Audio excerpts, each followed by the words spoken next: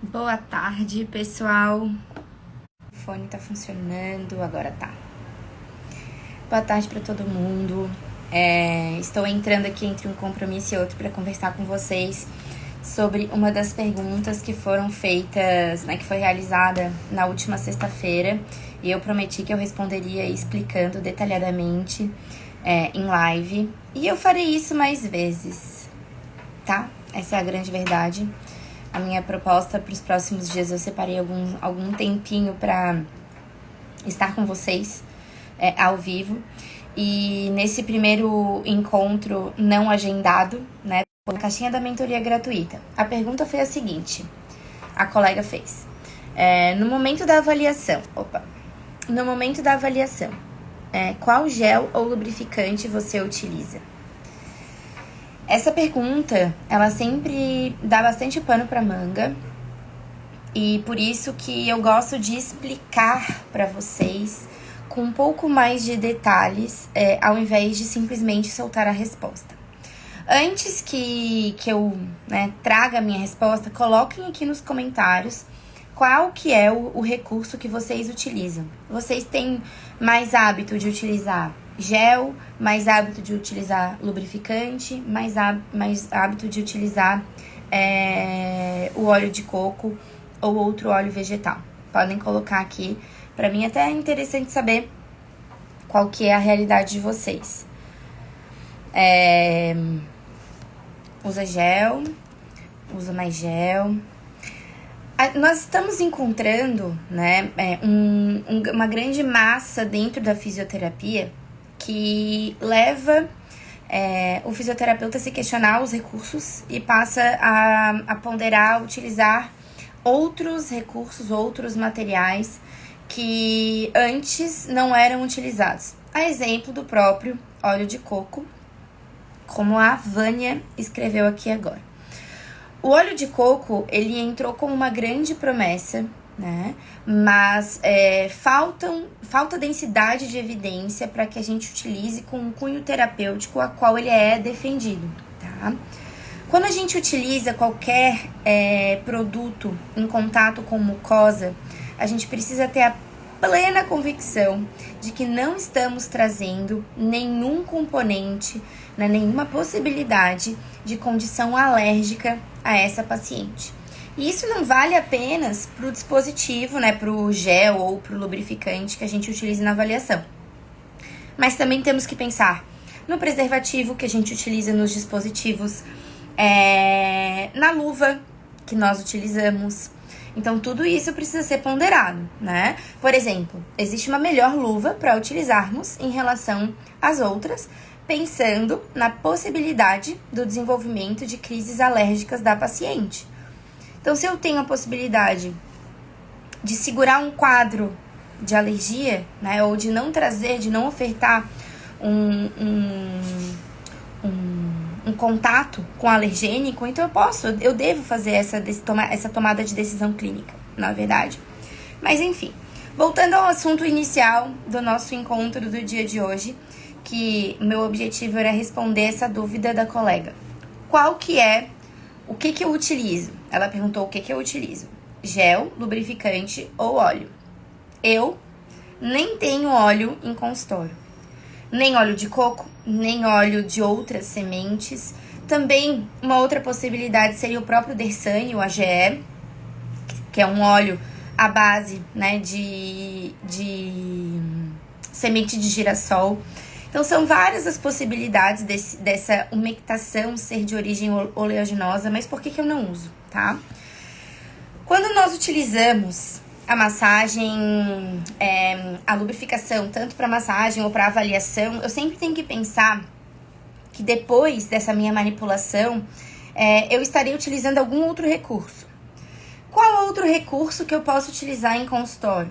Talvez eu utilize eletro, talvez eu utilize um biofeedback, talvez eu utilize dilatador, enfim.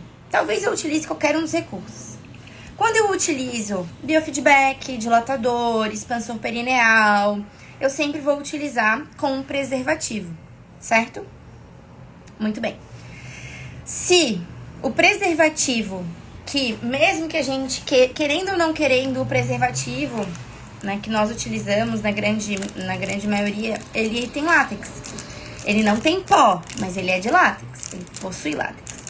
O preservativo em contato com uma substância oleosa, né, vai fazer com que cause ranhuras e até mesmo se estoure esse preservativo.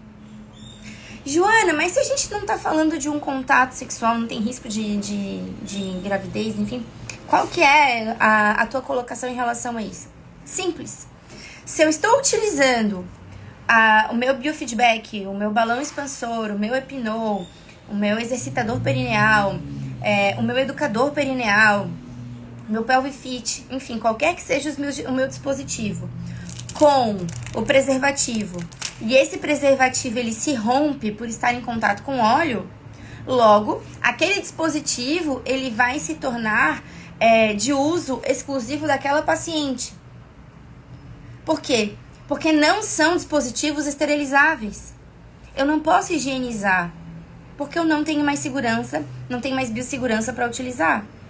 Então, mas a gente está falando da umectação dos dedos no momento da avaliação. Realmente. Mas, se eu contaminar com óleo, eu já não garanto mais a utilização com segurança do preservativo. Entenderam onde eu quero chegar? Além de toda a chance de causar alergia, de toda a chance de causar reações, alterações de absorção, enfim. Se colocou muito em torno dos olhos, né, uma característica até mesmo de benefício medicamentoso, mas nós não temos essa formação, a não ser que você seja formada em cosmetologia, né, tenha a formação em fitoterapia associada, ou seja, também farmacêutica, enfim. Que daí tem um outro viés de estudo que sim, né, consiga trazer esse respaldo de absorção, de benefício nutricional, de benefício estético e cosmético. Aí, ok, a decisão é sua. Mas nós, fisioterapeutas de formação, que tivemos uma cadeirinha de um semestre de farmaco, não temos o domínio técnico para essa questão, certo? Até porque se a paciente ela apresentar um quadro alérgico, a gente vai conseguir fazer o manejo disso? Não vai, né? Porque não é nossa característica profissional, não faz parte da nossa definição profissional. A gente não pode esquecer, tá? Que a pele, ela absorve, ela tem a absorção nutricional também. Se eu levo, né, em contato a pele, qualquer que seja o componente que essa pessoa ela pode vir a desencadear um quadro alérgico, isso também é um problema. Eu só fui entender isso, tá, gente? E é engraçado, porque há uns 5, 6 anos atrás, a gente nem falava sobre óleo de coco direito, e ele invadiu a fisioterapia pélvica junto com a disseminação da informação na internet. É muito simples indicar a utilização, realmente, porque ele está à venda em qualquer lugar. Só que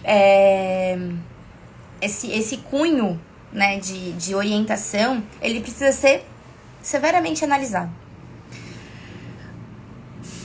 Quando o meu filho mais velho, nossa, 2, né? Daí tem mais velho, mas não.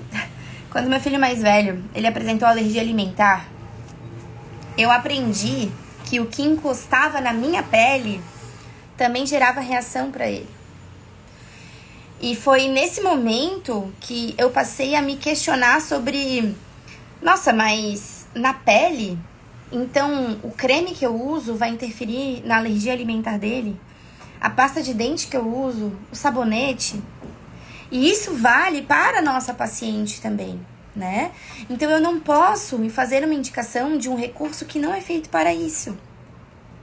Muita gente abraçou o óleo de coco, trouxe ele para a prática clínica, e não é só o óleo de coco, gente. Óleo de semente de uva, óleo de semente de girassol, óleo de amêndoa puro, enfim, tem vários óleos. Mas a gente tem que se questionar se em contato com a pele, em contato com a mucosa, eu estarei trazendo benefício realmente para o paciente. O que eu recomendo vocês a fazerem? E essa orientação, ela não é só minha, tá? Eu já sentei com vários parceiros médicos, tanto obstetras quanto ginecologistas, e a gente já discutiu amplamente sobre a utilização tanto de fármacos para dentro do ambiente de consultório, fazer uso para massagem perineal, para fazer o uso associado a outros recursos, como, por exemplo, a utilização dos dilatadores, enfim. E a gama de recursos para utilização intravaginal que não tenha riscos em relação a volume de contato, ela é pequena. Então, para fazer um trabalho seguro, nós temos 2 caminhos principais. O gel condutor e os lubrificantes que são preparados para o contato intracavitário. Joana, mas você recomenda a utilização dos lubrificantes? Não, eu não utilizo. Eu tenho, no meu material, porque eu mostro para os pacientes. Eu converso com as pacientes sobre isso, eu mostro para as alunas, a gente discute a utilização. Mas 99,9% dos casos das minhas pacientes, nós fazemos uso em consultório do gel condutor. Por que o gel condutor? Primeiro porque ele é uma água polimerizada, que em contato com o calor da mucosa, ele acaba fluidificando, ficando aquoso, né? Muita gente se sente incomodada com isso, mas na verdade encosta ali no lençol de papel e desaparece, né? É absorvido. E durante a realização da massagem perineal, por exemplo, pouquíssimas vezes eu preciso recolocar essa dose, né, de gel condutor. Por quê? Porque naturalmente a lubrificação da paciente, ela já vai fazendo parte do processo. Já vai facilitando o deslizamento, né? Já vai facilitando a manobra. Quando, e respondendo a pergunta da colega, na avaliação, o que eu devo utilizar? Gel ou lubrificante? Eu sempre utilizo gel. Porque depois que eu utilizo gel, qualquer que seja a minha segunda tomada de decisão clínica, onde se eu vou utilizar eletro, se eu vou utilizar um outro recurso, se eu vou fazer uso do biofeedback e colocar o preservativo, enfim, qualquer que seja a minha tomada seguinte, eu tenho segurança para utilizar, tá? Então, qual que é o outro ponto importante, gente, que a gente não pode esquecer? O gel condutor, ele é um produto baratíssimo, o custo dele é ínfimo, perto dos outros custos, dos outros investimentos. Nós conseguimos absorver o custo tranquilamente, até porque esse gel condutor a gente utiliza em outros recursos, como por exemplo, para fazer a utilização do eletro, vou precisar do gel condutor. Então, assim, se numa possibilidade, né, de decisão de recurso, você pensar, não, eu quero ter um material específico para esse momento, eu quero fazer uso de um recurso, de material, enfim, de um produto, recorra a produtos que são desenvolvidos para contato intracavitário, para contato intravaginal, certo? E no mercado nós temos várias marcas, tanto de hidratantes quanto de géis, né, geles, que podem ser utilizados intracavitário. Agora, se vocês querem se cobrir com uma manta de segurança e não ter o menor risco da utilização do recurso com as nossas pacientes, as suas pacientes, faça a escolha do pelo gel condutor. No gel condutor você vai conseguir fazer uso, e aí eu respondo isso com a segurança de quem faz, né? Eu atendo pacientes. Eu tenho o traquejo do dia a dia, do que dá certo e do que não dá certo com a paciente. Então, eu posso dizer para vocês, com a plena convicção, que eu consigo fazer uso do gel condutor como, né, o próprio gel condutor, no momento do eletro, como lubrificante, para o momento da penetração, para fazer a avaliação perineal. Também consigo fazer a utilização tranquilamente numa massagem perineal. Então, dá sim para utilizarmos. Até tem um benefício, né, que até me leva a indicar para as pacientes, e algumas até levam para casa as porções menores, porque tem embalagens menores. Tem embalagens menores de gel que a gente encontra em farmácia, em loja de produtos fisioterapêuticos, de produtos médicos, que eu entrego para paciente que precisa fazer uso desse aumento da lubrificação em casa, tá? E ela acaba adquirindo por hábito. Porque o que acontece, né, gente? Quando se utiliza o lubrificante íntimo, tá? E aí tem várias composições químicas diferentes, mas grande parte deles, no momento da fricção, tanto da massagem perineal ou até mesmo no contato sexual, no momento da fricção, né, no momento da penetração, a gente começa a sentir como se fosse um farelinho, um papel picado embaixo do dedo, tanto que muita gente até se confunde com a própria candidíase, mas não tem nada a ver uma coisa com a outra. Então, fica como se fossem resquícios, assim, pequenas sujeirinhas que vêm até junto nos dedos na luva. Muita gente pensa assim, nossa, mas isso, né, enfim, se confunde com outras coisas. Mas, na verdade, quando o lubrificante íntimo, no momento do atrito, ele forma esses gruminhos bem pequenininhos, como se fosse um papelzinho picado. Diferentemente do gel condutor. O gel condutor, no momento desse contato, tanto na nossa manipulação quanto da paciente utilizar na relação sexual dela, ele também se transforma em água.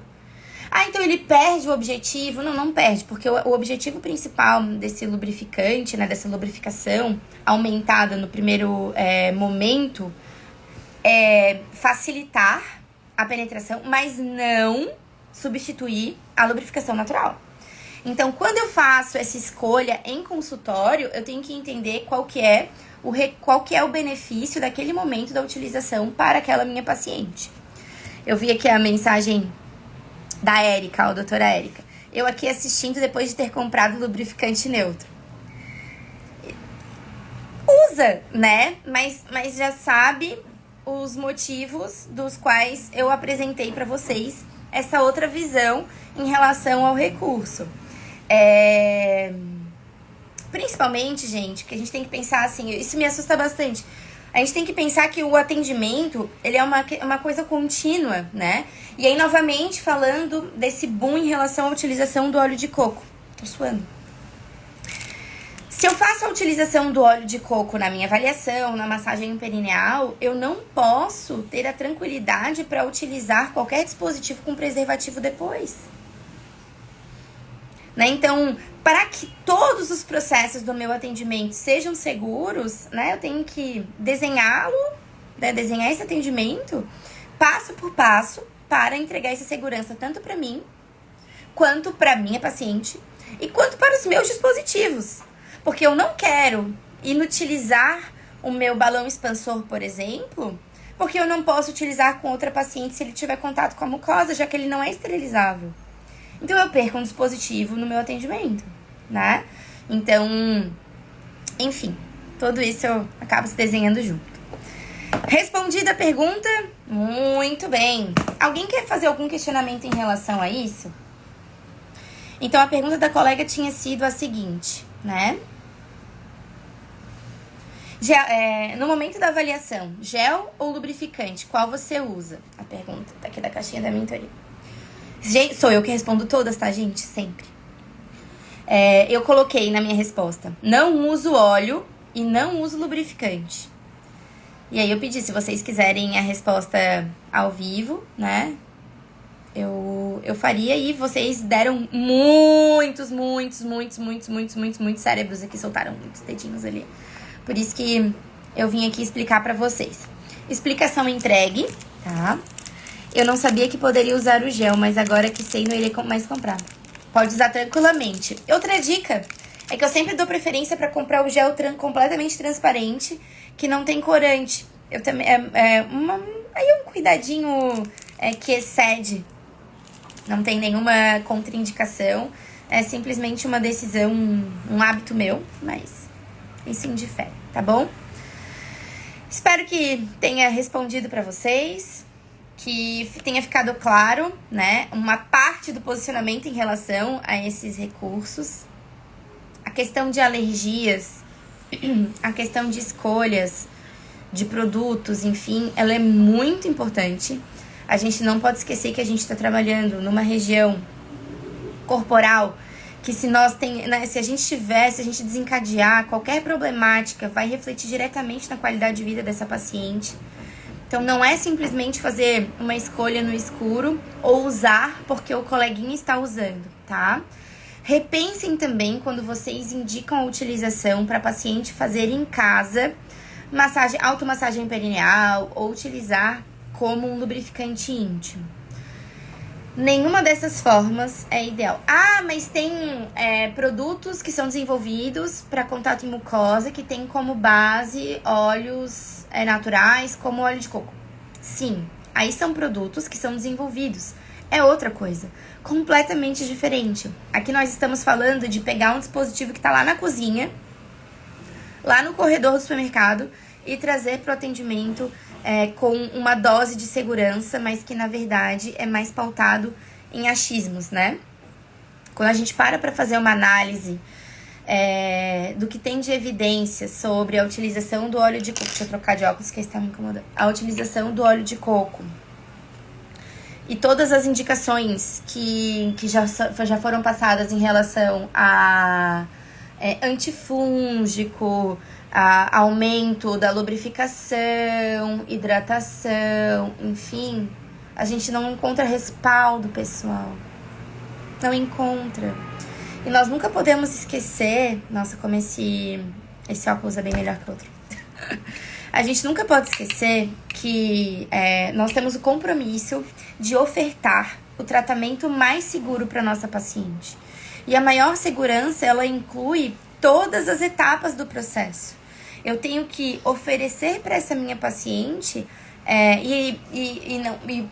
essa oferta de segurança e de benefício, ela não precisa vir rebuscada de coisas que eu não tenho controle.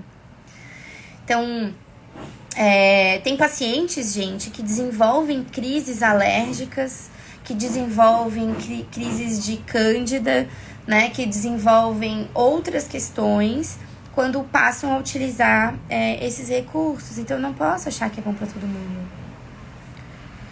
A Jéssica perguntou aqui, vamos lá. Não sei se entra no tema da live, mas esses recursos não podem ser esterilizados. Retirando o preservativo, a higienização é água e sabão neutro ou tem algum produto? Não tem problema, eu respondo pra ti.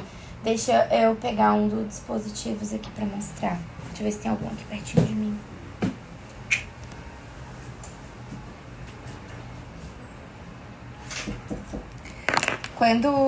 Quando a gente faz uso de dispositivos, né? Por exemplo, o balão biofeedback que a gente utiliza... Quer me ajudar? Tô ao vivo. 5 minutinhos eu já encerro. Quando a gente utiliza o balão do biofeedback, por exemplo, ele não é esterilizável. Da mesma forma que as sondinhas descartáveis também não são. Poucos recursos atualmente são esterilizáveis, tá? Por exemplo, as sondas que acompanham os aparelhos, como o Neurodin Evolution, até o meu tá ali embaixo, elas são esterilizáveis. Só que acaba que como vem 3 e o custo dela é mais elevado, na conta, quando a gente faz a conta entre o investimento do dispositivo, o custo para a esterilização, acaba que não vale a pena. Vale muito mais a pena usar as sondas que são descartáveis. Tanto para sondas descartáveis, quanto para todos os outros recursos que a gente utiliza, o preservativo. Depois da utilização, a gente despreza, logicamente, o preservativo, e a higienização, ela pode ser feita de formas diferentes. Quando é um dispositivo que tem contato íntimo, como a sondinha, né, nós utilizamos o detergente enzimático junto, né, na lavação. Agora, quando é um dispositivo como o balão do biofeedback ou o balão do Epinol, por exemplo, que são dispositivos que não podem ser higienizados com o detergente enzimático, a gente lava com sabão neutro e água, tá? Essa é a orientação, tá? Foi a Jéssica que perguntou, né, Jéssica? Na verdade, Jéssica, vou contar um segredo pra ti, tá? Já que tu fez essa pergunta. Vários dispositivos que a gente utiliza em consultório são fabricados e vendidos, né, como dispositivos de uso individual.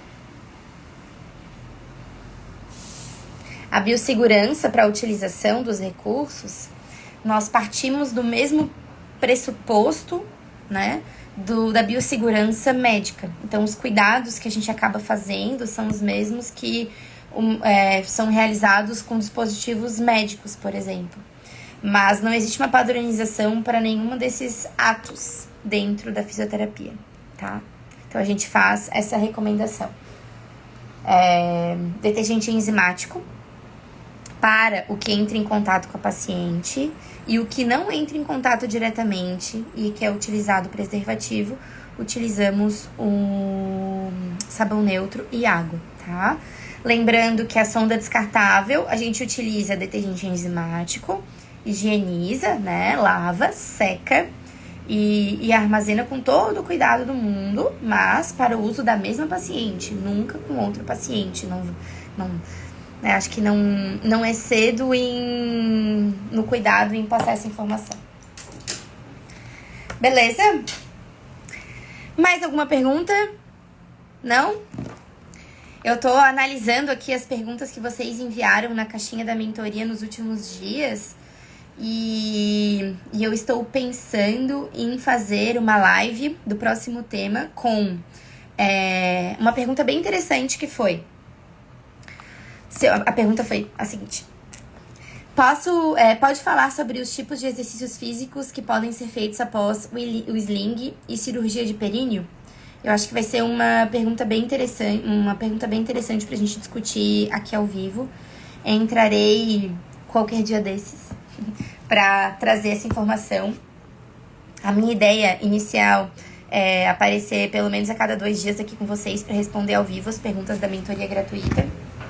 Então aproveitem, tá? Pra quem tem vergonha de perguntar na live ou vergonha de mandar alguma pergunta nos comentários, aproveita a caixinha da mentoria gratuita que eu vou trazer as respostas ao vivo pra vocês, tá bom? Então, um beijo, boa semana pra todo mundo. Nos encontramos em breve, no próximo momento. Essa live, ela vai ficar salva por 24 horas aqui no Instagram e depois vai ficar disponível pra vocês lá no YouTube, tá bom? Que bom, Érica. Fico bem feliz. Entrei despretensiosamente, sem nenhuma arrumação específica. Nas próximas vezes eu trago, vou vir mais preparada, mas eu não queria deixar de responder essa pergunta super importante e trazer essa necessidade, né, de reforço, de que o básico, ele vale e muito. A gente tem errado muito a mão na nossa profissão, tentando contornar, né, ou trazer um rebuscado que não vai fazer nenhuma diferença na tomada clínica e muito pelo contrário, às vezes vai oferecer risco para nossa paciente. E a minha ideia é exatamente reforçar com vocês essa necessidade do feijão com arroz, digamos assim, para ter os melhores resultados possíveis, tá bom? Um grande beijo.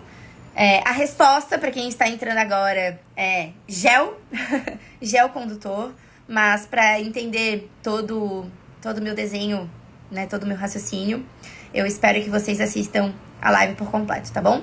Um beijo, gente. Até mais.